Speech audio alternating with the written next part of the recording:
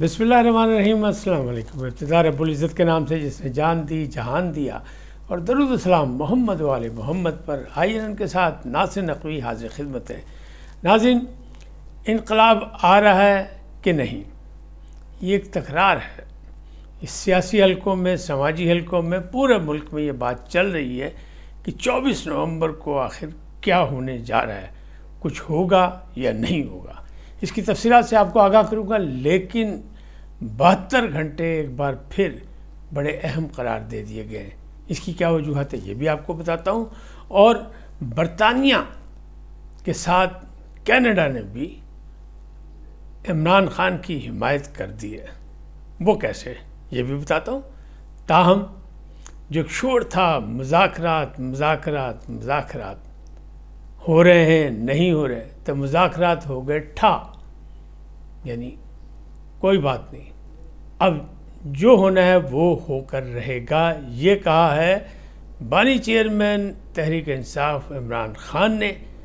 اور دوسری جانب ان کو سامنا ہے کہ بشریٰ بی بی نے ایک لیٹر جاری کر دیا ہمشیرہ عمران خان کو، علیمہ خان اور ان کی بہنوں کو، کہ آپ جھوٹ سے پرہیز کریں، اس سے نقصان ہو رہا ہے عمران خان کو بھی اور پارٹی کو بھی۔ یہ تمام چیزیں کیا ہیں اس کا احاطہ کروں گا، لیکن پہلے آپ سے گزارش کہ آئیے ان کو سبسکرائب کریں، لائک کریں اور گھنٹی کا بٹن دبانا نہ بھولیں، بلکہ اپنی قیمتی رائے کا اظہار بھی کریں اور اپنی شخصیت کے مطابق کریں، بلکہ اسے اپنے حلقہ احباب میں شیئر بھی کر دیں، تو میں آپ کا بہت شکر گزار ہوں گا۔ جی سامعین، ناظرین کرام، سیدھی سی بات ہے کہ انقلاب آ رہا ہے۔ کیوں؟ کہ عمران خان ڈٹ گئے، عمران خان پیچھے ہٹنے کو تیار نہیں۔ بہت سی باتیں تھیں، بیک ڈور ڈپلومیسی کی باتیں بھی ہو رہی تھیں، بات چیت کی باتیں بھی ہو رہی تھیں، لیکن وہ سب چیزیں ڈیڈ لاک آ گیا، کیونکہ عمران خان صاحب نے 3 مطالبات کہے تھے کہ اگر یہ باتیں کر لیں تو پھر آگے بات چلے گی، اور تینوں مطالبات وہی تھے جو میں آپ کو بار بار کہہ چکا ہوں کہ وہ حکومت کسی طرح نہیں مانے گی، کہ 26ویں ترمیم واپس، فروری کے الیکشن جو ہے وہ 45-47 کی انکوائری، اس کے لیے جوڈیشل کمیشن، اور تمام قیدیوں کی رہائی بمِ عمران خان۔ تو میں پہلے بھی کہہ رہا تھا کہ یہ بات نہیں، یہ بیل موڑنے نہیں چڑھے گی، لیکن وہ وہی ہوا کہ پھر ہو گیا مذاکرہ ٹھا، کام ختم ہو گیا۔ اب تیاری کی باری آ گئی، جمعرات کی ڈیڈ لائن جو تھی دی تھی پی ٹی آئی نے اور عمران خان نے، وہ بھی ختم ہو گئی۔ اور عمران خان کا اب ہے کہ میں نے پوری قوم سے یہ اپیل کی ہے کہ حقیقی آزادی اور ریاست کو بچانے کے لیے سڑکوں پر آ جائیں، باہر آ جائیں۔ تو ان کا 18 فروری کو میں نے کیا تھا اپیل، لوگ نکلے اور انہوں نے ووٹ دیا اور ہمیں مینڈیٹ دیا، لیکن ہمارے ساتھ زیادتی ہوئی، ہمارا مینڈیٹ چوری ہو گیا۔ اب پھر انہوں نے کہا ہے، میں نے دوسری بار یہ کال دے رہا ہوں کہ سب باہر آ جائیں اور حقیقی آزادی کے لیے میرا ساتھ دیں اور یہ حکومت کو چلتا کریں۔ تو کہتے ہیں انقلاب آ رہا ہے، انقلاب نہیں رکے گا۔ حکومت نے اس کے روکنے کے انتظامات کر لیے۔ اسلام آباد جو ہے وہ رینجرز کے حوالے ہے، 9000 کی نفری میں نے آپ کو پہلے بتائی، پھر ریزرو فورسز ہے پنجاب کی، سندھ کی، وہ بھی بلا لی گئی ہیں، ان کو بھی، فوج کو بھی باقاعدہ تیاری کا حکم دے دیا گیا ہے۔ اور پھر جو تصادم کے حالات ہیں اس میں جو معاملات، جو حفاظتی انتظامات ہیں، اس کے لیے بھی تمام چیزیں سپلائی کر دی گئی ہیں، اور واٹر کینن اور ربڑ کی گولیاں اور آنسو گیس کے شیل سب کچھ منگا لیے گئے ہیں، اور ساری تیاری، بلکہ اسلام آباد میں کنٹینر لگنے بھی شروع ہو گئے۔ اب 2 لوگ، ایک تو اسلام آباد کے تاجر، وہ پہنچ گئے اسلام آباد ہائی کورٹ، اور ایک کوئی جلال الدین صاحب ہیں، پشاور ہائی کورٹ پہنچ گئے۔ وہ انہوں نے کہا جناب اس کو روکا جائے، اس سے کاروبار تباہ ہو رہا ہے، اس سے انسانی آزادی جو ہے، انسانی حقوق ہیں وہ پامال ہو رہے ہیں، تو اس کو روکا جائے۔ تاجروں نے کہا ہمارا کاروبار تباہ ہو رہا ہے، ہم کیا کریں؟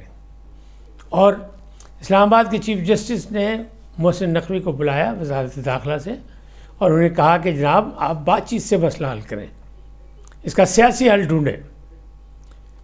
محسن نقوی نے گنڈا پور کو فون بھی کیا اس سیاسی حل کے لیے، ان کو سمجھانے کے لیے، لیکن خان کے سامنے وہ اپنی بات پوری نہیں منوا سکے، نہ گوہر خان نہ وہ، لہٰذا وہ ان کی بات نہیں مانے۔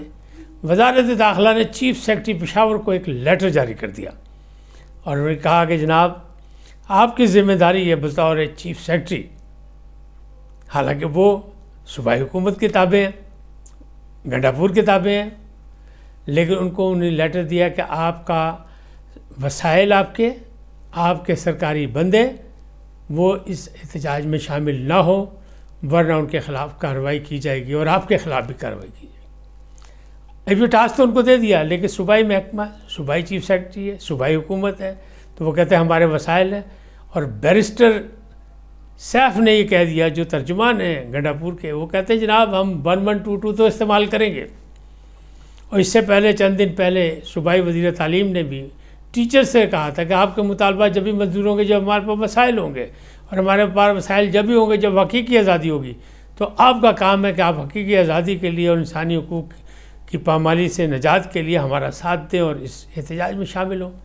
تو ایسا لگتا ہے کہ آپ کی ٹیچرز کو بھی ساتھ لایا جائے گا، لیکن حکومت نے اسلام آباد میں بھی آپریشن شروع کر دیا، پشاور میں بھی کر دیا کہ وہ جو افغان باشندے جو مشکل بن جاتے ہیں، تمام کچی آبادیوں اور چھوٹی آبادیوں میں آپریشن شروع کر کے لوگوں کی گرفتاریاں بھی شروع کر دی، اور پنجاب میں بھی یہ کام شروع ہو گیا پکڑ دھکڑ کا۔